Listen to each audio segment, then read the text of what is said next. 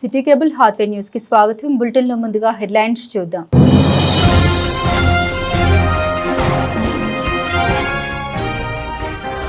బసంత్ నగర్ లో మెగా వైద్య శిబిరం ప్రారంభించిన రామగుండం ఎమ్మెల్యే రాజ్ ఠాకూర్, వారి సతీమణి మనాలి ఠాకూర్. ప్రజలకు మెరుగైన వైద్య సేవలు అందించడమే ప్రభుత్వ లక్ష్యమని వెల్లడి.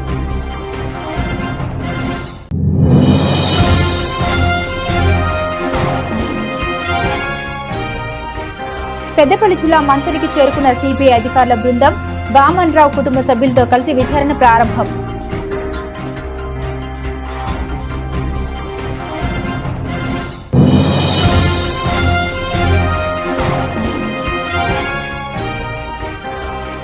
ఎంపీ హోదాలో వివరాలు అడిగితే ఇంత నిర్లక్ష్యమా? ప్రజా సమస్యలపై తక్షణమే స్పందించాలని జిల్లా కలెక్టర్పై ఆగ్రహాన్ని వ్యక్తం చేసిన ఎంపీ గడ్డం వంశీకృష్ణ.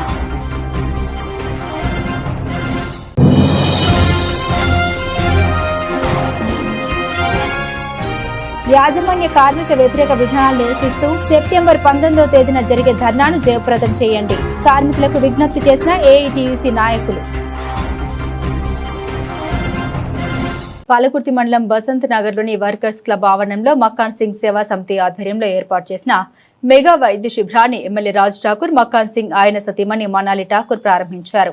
అలాగే సంచార చేపల విక్రయ వాహనాన్ని ప్రారంభించారు. అనంతరం ఏర్పాటు చేసిన మెడికల్ క్యాంపును ఆయన పరిశీలించారు. అదేవిధంగా పరిసర గ్రామాల ప్రజల్ని కలిసి వారి సమస్యల్ని అడిగి తెలుసుకున్నారు. ఈ సందర్భంగా ఎమ్మెల్యే మాట్లాడుతూ అన్ని వర్గాల ప్రజలకు మెరుగైన వైద్య సేవలు అందించడమే కాంగ్రెస్ ప్రభుత్వ లక్ష్యమని పేర్కొన్నారు.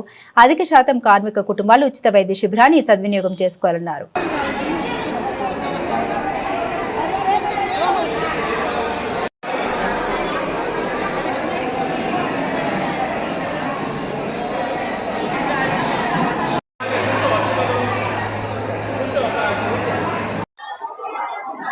రామగుండం నియోజకవర్గం పాలకుర్తి మండలంలో కేశవరాం హెడ్ క్వార్టర్లో మా ప్రాంతానికి సంబంధించిన ప్రత్యేకమైన డాక్టర్స్ అందరూ cardiology, orthopedic, gynaecology, general medicine, children's సంబంధించిన డాక్టర్లతోటి న్యూరో సర్జన్స్, యూరాలజిస్ట్ కూడా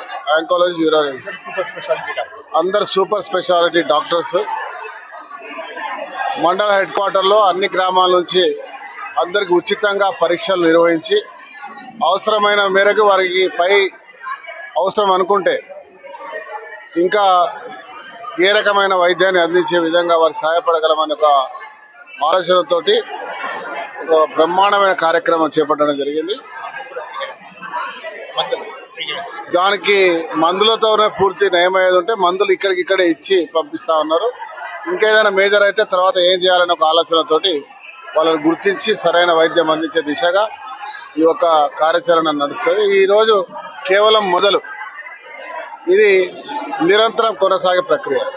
వీలైతే భవిష్యత్తులో గ్రామాన పెట్టే కార్యాచరణ కూడా మేము ఆలోచన చేస్తూ ఉన్నాం.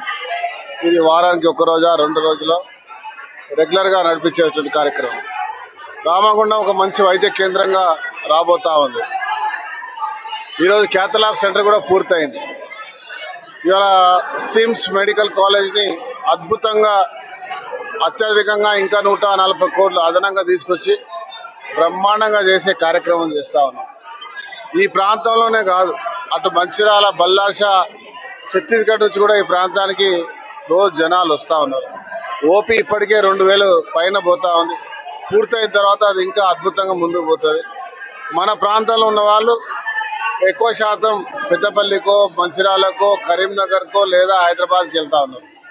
ఎవరికి ఏ ఇబ్బంది రాకుండా అన్ని రకాల వైద్య సహాయం అందించే విధంగా ఇవాళ అద్భుతంగా రామగుండాన్ని తీర్చిదిద్దుతున్నాం. ఇవాళ ప్రైవేట్ హాస్పిటల్స్ కూడా బ్రహ్మాండమైన సూపర్ స్పెషాలిటీ హాస్పిటల్స్ ఉన్నారు. తక్కువ ఖర్చుతో ఎక్కువ వైద్యం చేసే వాళ్ళు ఉన్నారు.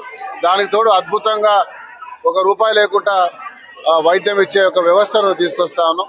మండలాల్లో ఇవాళ అంతర్గాం కావచ్చు, పాలకుర్తి హెడ్ క్వార్టర్లో అంబులెన్స్లో కూడా ఏర్పాటు చేస్తాం. ఊరూరా ఆశా వర్కర్ల ద్వారా ఎప్పటికప్పుడు వైద్యాన్ని పర్యవేక్షిస్తూ ఏదైనా తీవ్రమైనటువంటి బాధలు ఉంటే తగిన ఆ ప్రాంతంలో ఉన్న హాస్పిటల్స్ పంపించేటువంటి కార్యాచరణ చేస్తూ ఉన్నాం.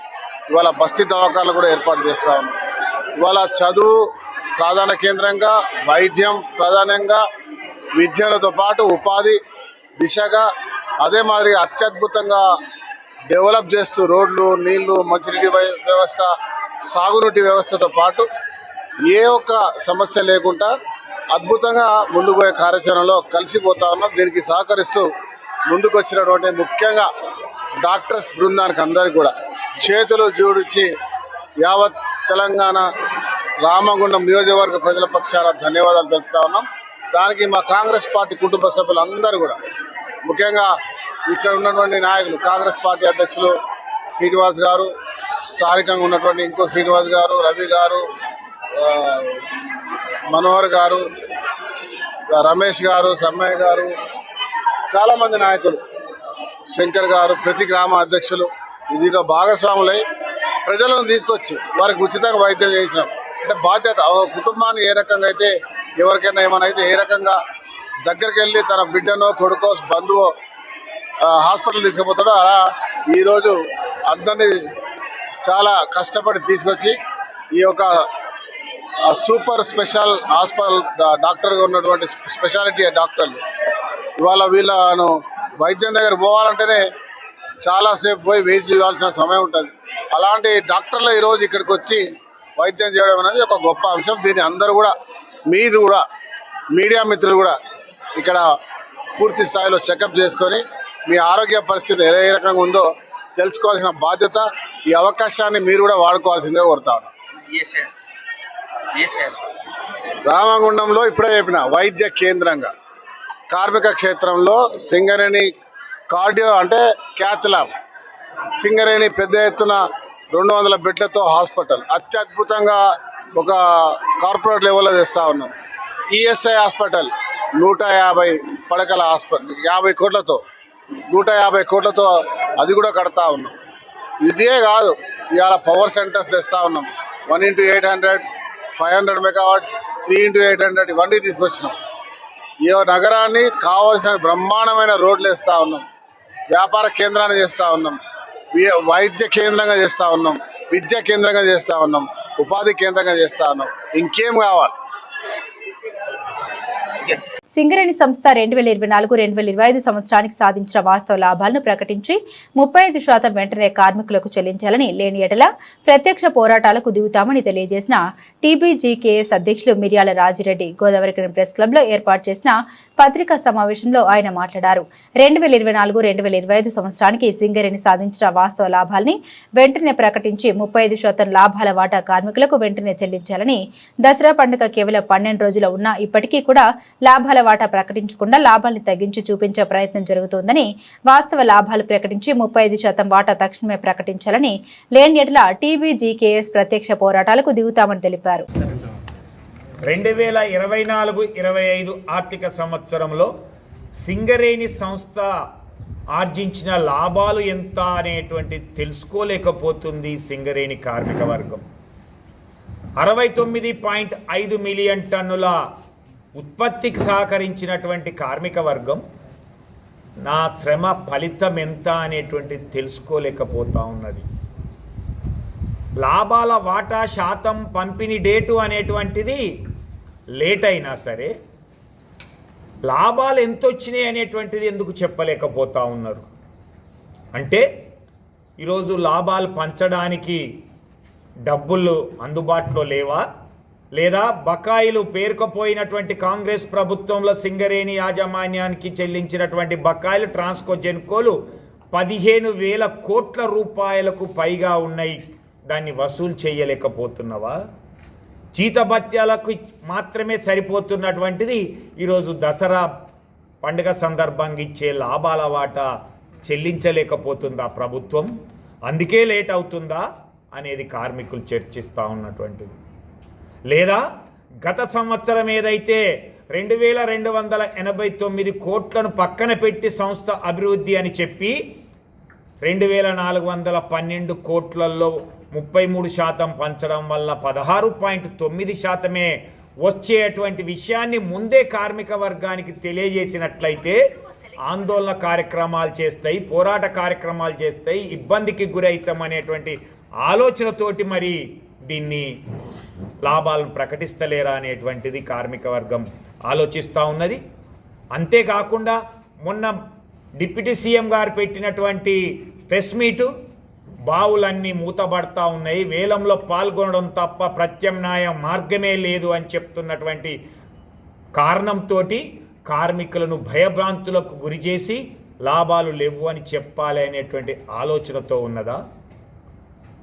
అదే నిజమైనట్లయితే నువ్వు వాస్తవ లాభాలను ప్రకటించి వాస్తవాలు ఏదో చెప్పడానికి ప్రయత్నం చేయి. కానీ గత సంవత్సరానికి సంబంధించిన లాభాలను ఎందుకు ప్రకటించట్లేదు, ఎందుకు వాటా ప్రకటించట్లేదు అనేటువంటిది. లాభాల వాటే కాదు, ఈరోజు దసరా పండుగ అడ్వాన్స్ కూడా 25,000ను చాలా రోజులుగా పెంచకపోవడం అయితే దాని డేటును సర్క్యులర్ను కూడా ఇవ్వలేదు అనేటువంటిది కూడా మనం గుర్తు చేసుకోవాల్సినటువంటిది. కాబట్టి వెంటనే సింగరేణి యాజమాన్యం ఈరోజు ప్రభుత్వం నుంచి రావాల్సినటువంటి లేటెస్ట్గా ఈ 20 నెలల కాలంలో పేరుకుపోయినటువంటి 15,000 కోట్ల బకాయిలలో 1,000 కోట్ల బకాయిలు వెంటనే తీసుకొని ఈ యొక్క దసరా పండుగ అడ్వాన్స్తో పాటుగా లాభాల వాటతో పాటుగా రేపు రాబోయే దీపావళి బోనస్ కూడా చెల్లించడానికి ప్రతి నెల 1,000 కోట్లను రాబట్టాల్సినటువంటి అవసరం ఉన్నది అనేటువంటిది. అలాగే సంస్థ అభివృద్ధి కోసం పక్కన పెట్టినటువంటి 2,289 కోట్ల రూపాయలు ఏమైనాయి? ఈరోజు సిఎస్ఆర్ డిఎంఎఫ్టి ఫండ్లు అన్ని వృధా అయితే నేను చెప్పినటువంటి రాజకీయ పార్టీలు అయితేంది, జాతీయ సంఘాలు అయితేంది, మరి మొన్ననే కదా 149 కోట్ల రూపాయలు ప్రభుత్వ పాఠశాలలకి ఇస్తానంటే ఒక్కడు కూడా ఈరోజు నోరు మెదపలేనటువంటి పరిస్థితిలో ఉన్నది. ఇదా ఈరోజు మనం ప్రశ్నించే తత్వం నీలో లేకపోయినట్లయితే రేపు కార్మికులకు ఏం న్యాయం చేస్తావు అని అడుగుతా ఉన్నాం.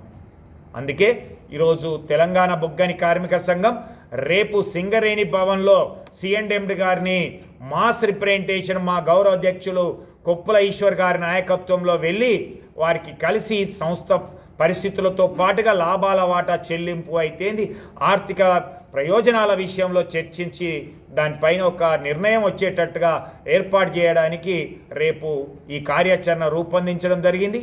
అప్పటికి కూడా యాజమాన్యం రాష్ట్ర ప్రభుత్వం ప్రకటించినట్లయితే ప్రత్యక్ష కార్యాచరణకు కూడా పూనుకోవాల్సినటువంటి అవసరం ఉంటుంది అనేది తెలంగాణ బొగ్గని కార్మిక సంఘం తెలియజేస్తూ కార్మిక వర్గానికి ఎల్లవేళలా అండగా నిలుస్తూ కార్మికుల ప్రయోజనాల కోసం గతంలో తెలంగాణ ప్రభుత్వంలో ఏ విధంగా అయితే సకాలంలో ఆర్థిక ప్రయోజనాలతో పాటుగా వైద్యం ఆరోగ్యం సంబంధంతో పాటుగా విద్యకు ఏదైతే కేటాయింపులు చేసినామో ఆ విధంగా చేయడానికి తెలంగాణ బొగ్గని కార్మిక సంఘం ముందుంటుందని తెలియజేస్తా ఉన్నాం. జై తెలంగాణ. రామగుండం రైల్వే స్టేషన్ సందర్శించిన పెద్దపల్లి పార్లమెంట్ సభ్యులు శ్రీ గడ్డం వంశీకృష్ణ గారు కుందనపల్లి రైల్వే గేట్ దగ్గర ఫ్లైఓవర్ మరియు ఆర్యూబీకి పనులకు సంబంధించిన 110,75,94,000 మంజూరు చేసినట్టు తెలిపారు. 2 నెలల్లో పనులు ప్రారంభమవుతాయని తెలిపారు. 2 సంవత్సరాల్లో ఫ్లైఓవర్ మరియు ఆర్యూబీ పనులను పూర్తి చేస్తామని రైల్వే అధికారులు ఎంపీ గారికి తెలిపారు. అలాగే ఇటీవల గణేష్ నిమజ్జనం సందర్భంగా గోదావరి నదిలో నిమజ్జనం సందర్భంగా అక్బర్ నగర్ కు చెందిన రాజేష్ ప్రమాదవశాత్తు గోదావరి నదిలో పడి మృతి చెందిన నారకట్ల రాజేష్ వారి ఇంటికి వెళ్లి కుటుంబ సభ్యుల్ని పరామర్శించారు. ఎంపీ గారి వెంట రామగుండం సీనియర్ కాంగ్రెస్ నాయకులు అనుమాస శ్రీనివాస్, జీన్స్ మెంబర్ జేమ్స్, దండుగుల రమేష్, వినోద్, అంజీ తదితరులు పాల్గొన్నారు. పెద్దపల్లి జిల్లా మంతనికి చెందిన ప్రముఖ హైకోర్టు న్యాయవాది గట్టు వామన్రావు నాగమణి దంపతుల హత్య ఘటనపై సిబిఐ రంగంలోకి దిగింది. 2021 ఫిబ్రవరి 17వ తేదీన మంతని డివిజన్ రామగిరి మండలం కల్వచర్ల గ్రామ పంచాయతీ పరిధిలోని మారుతినగర్ వద్ద మంతని పెద్దపల్లి ప్రధాన రహదారిపై మంతని నుండి హైదరాబాద్ కు కారులో వెళ్తున్న వామన్రావు దంపతుల వాహనంలో అడ్డగించి పట్టపగలే కొందరు వ్యక్తులు కత్తులతో అతి దారుణంగా నరికి హత్య చేసిన విషయం విదితమే. ఆ ఘటన అప్పట్లో రాష్ట్ర వ్యాప్తంగా సంచలనం సృష్టించింది. ఈ ఘటనలో ప్రధాన నిందితుల్ని అరెస్టు చేసి విచారణలో జాప్యం జరుగుతున్న ఇటీవల వామన్ రావు తండ్రి సుప్రీంకోర్టును ఆశ్రయించగా ఆ కేసును సిబిఐకి బదలాయింపు చేస్తూ తీర్పు వెల్లడించింది. పెద్దపల్లి ఎంపీ గడ్డం వంశీకృష్ణ జిల్లా కలెక్టర్ శ్రీహర్షపై ఫైర్ అయ్యారు. కలెక్టర్ వైఖరిపై అసహనాన్ని వ్యక్తం చేశారు. రామగుండం ఈఎస్ఐ ఆసుపత్రి ఎయిర్పోర్టు వివరాలు అడిగితే నా దగ్గర లేవు అనే నిర్లక్ష్యపు సమాధానం ఇవ్వడం, సమస్యలు కలెక్టర్ దృష్టికి తీసుకెళ్తే స్పందించకపోవడం, మెసేజ్లు చేసినా రిప్లై ఇవ్వకపోవడం పట్ల కలెక్టర్పై ఆగ్రహాన్ని వ్యక్తం చేశారు. పెద్దపల్లి జిల్లా ప్రధాన ఆసుపత్రిలో స్వస్తి నారీ స్వశక్తి పరివార అభియాన్ కార్యక్రమాన్ని జిల్లా కలెక్టర్ కోయ శ్రీహర్షతో కలిసి ప్రారంభించారు. ఈ సందర్భంగా ఎంపీ వంశీకృష్ణ మాట్లాడారు. ప్రధానమంత్రి మాతృవందన పథకం కింద ప్రస్తుత ప్రయోజనాన్ని మహిళలకు వివరించారు. మహిళలు ఈ పథకాన్ని సద్వినియోగం చేసుకోవాలన్నారు. మహిళలు బాగుంటేనే కుటుంబం బాగుంటుందని పేర్కొన్నారు.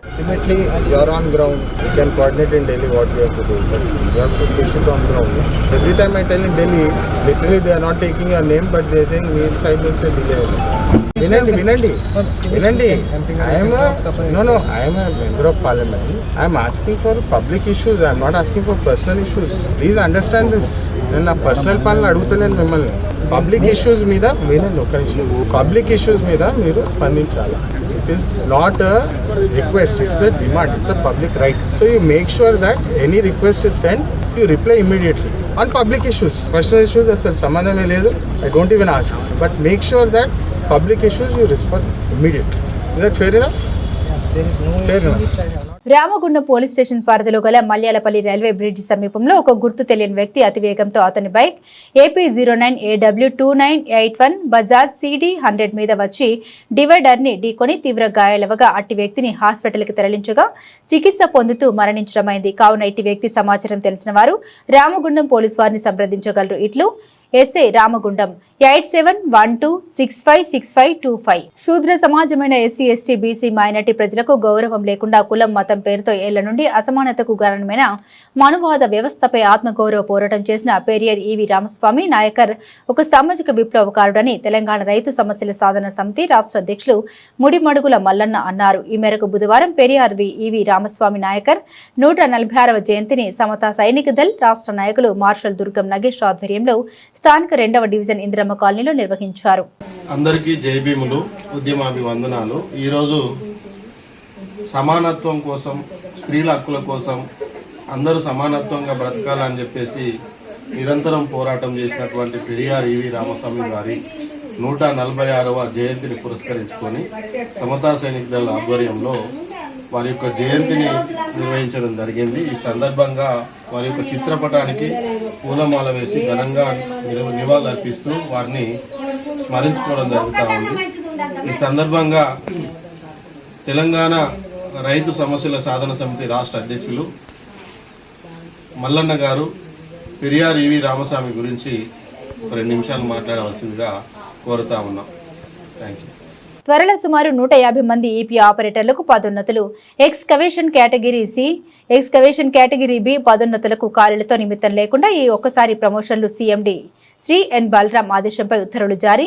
Singareni Bhavan September 18, 2025 open cast గనుల్లో పనిచేస్తున్న అర్హత గల ఈపీ ఆపరేటర్లకు ఎక్స్కవేషన్ కేటగిరీ డి నుండి ఎక్స్కవేషన్ కేటగిరీ సికి మరియు ఎక్స్కవేషన్ కేటగిరీ సి నుండి ఎక్స్కవేషన్ కేటగిరీ బికి త్వరలో పదోన్నతులు లభించనున్నాయి. వీటి వల్ల సింగరేణి వ్యాప్తంగా కూడా సుమారు 150 మంది ఆపరేటర్లు ఈ ప్రమోషన్లు పొందనున్నారు. గోదావరి శ్రామిక భవన్లో తెలంగాణ రైతాంగ సాయుధ పోరాట చరిత్ర వాస్తవాలు వక్రీకరణ అనే అంశంపై తుమ్మల రాజారెడ్డి అధ్యక్షతన సదస్సు జరిగింది.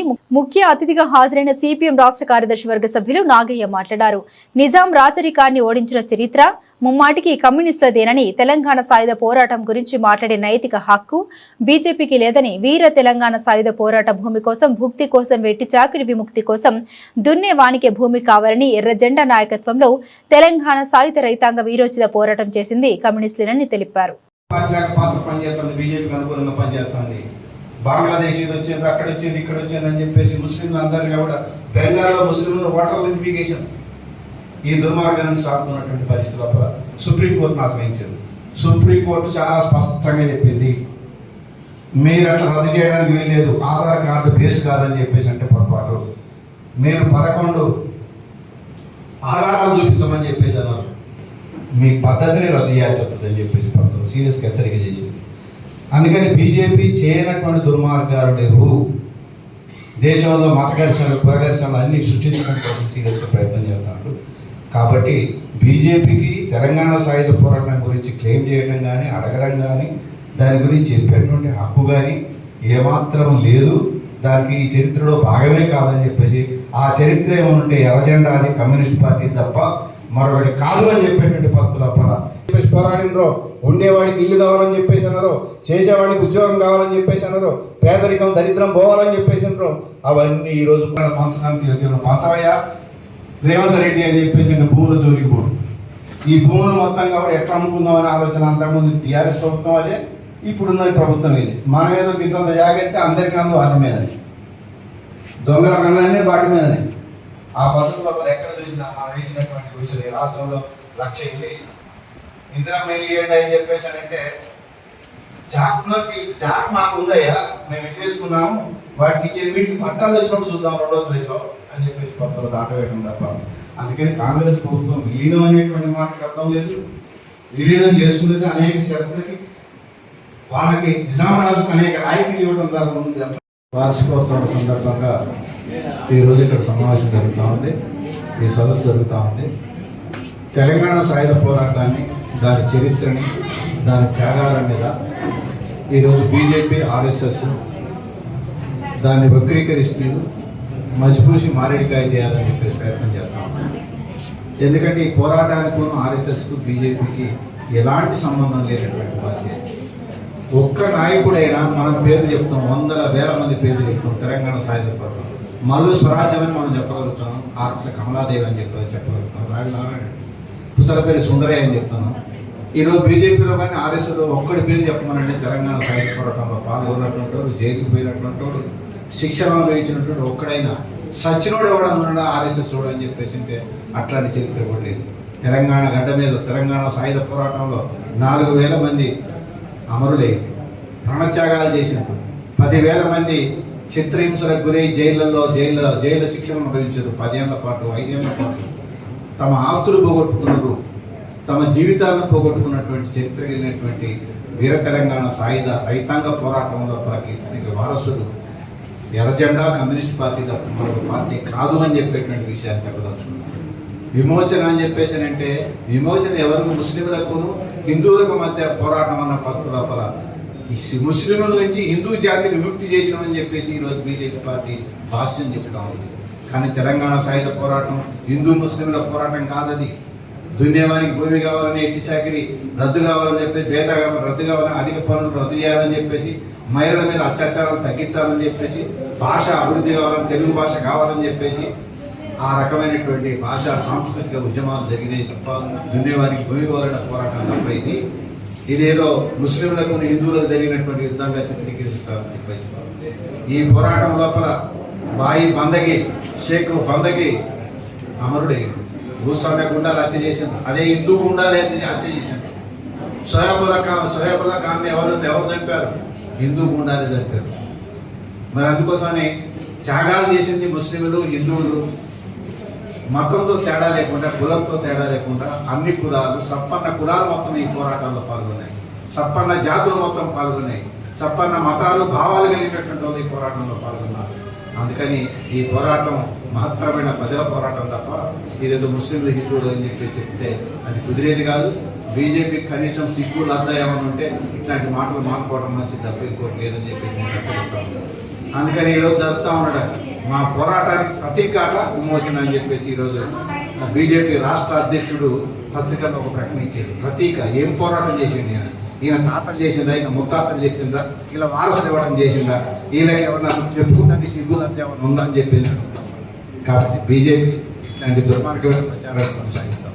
మరో పక్కన ప్రజాపాలన అని చెప్పేసి కాంగ్రెస్ పార్టీ చెప్తాం. ఏవైనా ప్రజాపాలన ఈ నిజామరాజుకి మీరు ఇచ్చినటువంటి బిరుదు ఏంటిది, రాజభరణాలు ఏంటి, తెలంగాణ రాష్ట్రాన్ని ఎవరికి అప్పచెప్పారు, తెలంగాణ సాయుధ పోరాటాన్ని అణిచేసింది ఎవరు, మీరు కాదా? అందుకని ఇట్లాంటి వాళ్ళు చరిత్రని వక్రీకరించడం కోసం ప్రయత్నం చేస్తున్నారు. అందుకని ఏ పోరాటం అయితే ఏ ఆశయం కోసం, ఏ లక్ష్యాల కోసం అది ప్రారంభమైందో ఆ లక్ష్యాలు నెరవేర్చడం కోసం చెదురుముదురుగా కొన్ని విషయాలు నిర్ణయించిన ఆ పోరాటం ఆ మాత్రమైన పోరాటం సాగింది. దీర్ఘకాలికంగా 5 ఏళ్ల పాటు పోరాటం జరిగింది. 3000 గ్రామాల్లో గ్రామరాజ్యాలు ఏర్పాటు చేసింది. దున్యమైన భూమి మంచిలు, అందరికి సమానత్వం వచ్చింది. కుల మతాలు తేడా లేకుండా అందరూ సమానంగా ఉన్నటువంటి ప్రజాస్వామిక పాలన సాగింది 4 ఏళ్ల పాటు.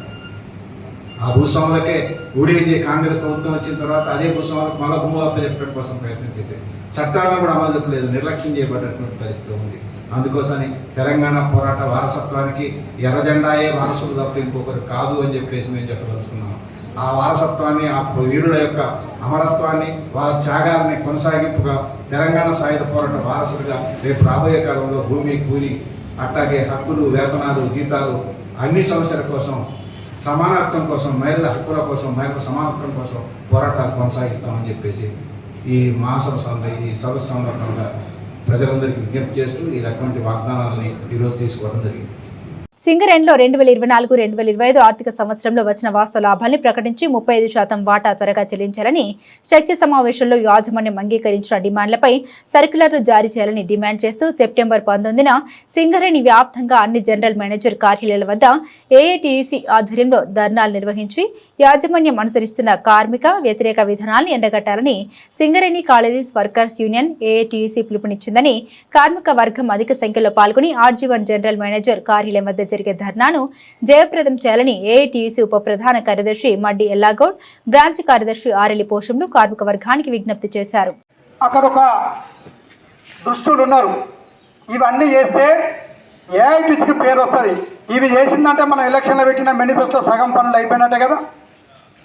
ఏఐటీసీ ఉద్దేశం ఏంటిది? ఎలక్షన్ల ముందు ఏఐటీసీ ఏమని పోరాటం చేసింది? ఏఐటీసీ ఎలక్షన్ల ముందు మీకు ఏం చెప్పింది? ఇవే చెప్పింది. దీని మీద రాజీ పడకుండా మన నాయకత్వము ఎప్పటికప్పుడు ఈ 9 నెలల నుంచి గంట రికాం లేకుండా అధికారులకు, డైరెక్టర్లకు లెటర్ రాయడం జరుగుతుంది, మీటింగులు పెట్టడం జరుగుతుంది. ఒక పద్ధతి ప్రకారంగా, ఒక పాలసీ ప్రకారంగా ఏఐటీసీ పోతుంది. ఇక సీమ చిట్టుకుమంటేనే ఒక సాల్వగప్పుడు ఈడ కొంచెం సప్పుడు కాగానే దండేసుడు, అది ఏఐటీసీకి ఉండదు. మాకు నిర్మాతలు, డైరెక్టర్లు, హీరోలు ఎవరైనా కార్మికులకు ఉన్నది చెప్పడం ఏఐటీసీ లక్ష్యం. కాబట్టి అక్కడేదో చెప్పి ఈడోలో చెప్పే బహురూపుల మాటలు చెప్పి అబద్ధాలు చెప్పే సంఘం ఇది కాదు, ఎర్రజెండా సంఘం. కాబట్టి దాని మీద మనము లెటర్ రాసినాము. 12వ తారీఖు రోజు జేసీసీ ఈ స్ట్రక్చర్ కమిటీ మన మీటింగు ఒకటే రోజు పెట్టాలని అంటే అది కుదరది, కార్మికులకు న్యాయం జరగది. కాబట్టి యూనియన్లో, కంపెనీలో ఏ పాలసీ అయితే ఉందో ఆ పద్ధతి ప్రకారంగా 12వ తారీఖు రోజు మీటింగ్ వేరే పెట్టండి, అది వేరే పెట్టండి అని చెప్పడం జరిగింది. కాబట్టి అక్కడ మోసం జరుగుతుంది, తప్పు జరుగుతుంది గ్రహించే ఒకటే రోజు పెట్టద్దు, 2 రోజులు పెట్టాలని మేము చెప్తే 12వ తారీఖు రోజు మనం మీటింగ్ పెడితే 10 గంటలకు డైరెక్టర్లు వచ్చారు, హెచ్ఓడీలు వచ్చారు, మన నాయకత్వం అంతా పోయి ఆఫీసులో కూర్చున్నాము. 10కి పోయినాం. ఎందుకంటే ఇది కార్మికుల సమస్య, కార్మికులు ఎదురుస్తున్న ఆశ. ఇవాళ డిపెండెంట్ పిల్లగాండ్లు అందరూ రోడ్డు మీద ఉన్నారు. విజిలెన్స్ పేరు మీద, మార్పేర్ల పేరు మీద డిస్మిస్ అయిన వాళ్ళు ఇలా లాభాల వాట కోసం కార్మికులు ఎదురు చూస్తున్నారు. ఈ సందర్భం మంచి విలువైన సమయాన్ని వృధా చేద్దామన్న ఉద్దేశంతో అరగంట ముందుకు పోయి సింగరేణి భవన్లో మేము కూర్చుంటే ఒక నాయకుడు చిన్న మన కాంట్రాక్ట్ కార్మికులను తీసుకొని పోయి ప్రజాభవన్లో కూర్చుంటే మన చైర్మన్ను అక్కడున్న ఒక ప్రజాప్రతినిధి మినిస్టర్ పిలిస్తే మేము 11-12 దాకా చూసి అప్పుడు బైకట్ చేసి వచ్చినాం. ఏం కార్మికులు అంటే అంత చులకనా?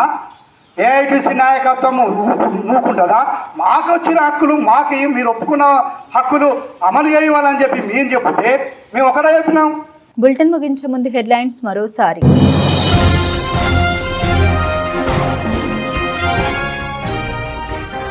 బసంత్ నగర్ లో మెగా వైద్య శిబిరం ప్రారంభించిన రామగుండం ఎమ్మెల్యే రాజ్ ఠాకూర్, వారి సతీమణి మనాలి ఠాకూర్. ప్రజలకు మెరుగైన వైద్య సేవలు అందించడమే ప్రభుత్వ లక్ష్యమని వెల్లడి.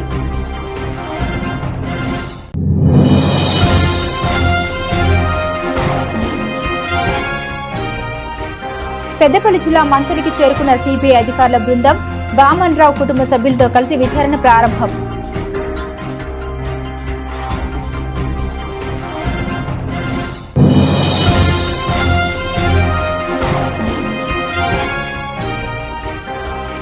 ఎంపీ హోదాలో వివరాలు అడిగితే ఇంత నిర్లక్ష్యమా? ప్రజా సమస్యలపై తక్షణమే స్పందించాలని జిల్లా కలెక్టర్పై ఆగ్రహాన్ని వ్యక్తం చేసిన ఎంపీ గడ్డం వంశీకృష్ణ.